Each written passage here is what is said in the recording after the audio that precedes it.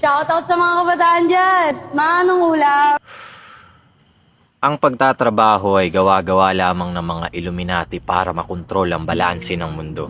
Ito ay matalinong organisasyon mula sa mataas na bahagi ng palapag kung saan nagtitipon-tipon ng mga hinirang para sa huwad nilang paniniwala tungkol sa kaayusan.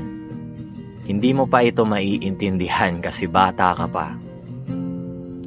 Ang alam mo lang sa ngayon ay magkaroon ng ambisyon at pangarap patungo sa isang buhay kung saan ang sa tingin mong komportable. Pero alam mo ba, Binibini?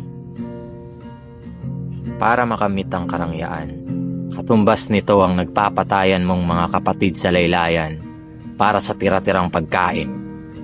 Ang kakarampot na barya na pinag-aawayan na naging pag-asa ng ilan upang maibsan ang gutom.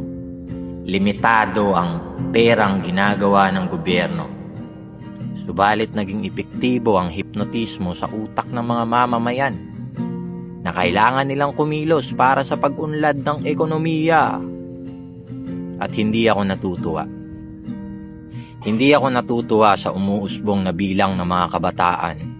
Nagtatrabaho sa mura na edad, imbis na atupagin at ialay sa kanila ang maglaro, mag-isip, magsaya ng libre sa buhay upang makamta ng kamalayang ibang klase na kalibre. Pero biro lang aking Binibini. Nagsisinungaling lamang si Kuya. Malaya ka pa rin namang gawin kung anong gusto mo. Pero kapag hindi ka na bata, dun mo na maiintindihan na hindi patas ang mundo. At panigurado, mamimiss mo ang mga katagang, "Ma, anong ulam?" Kapag magulo na ang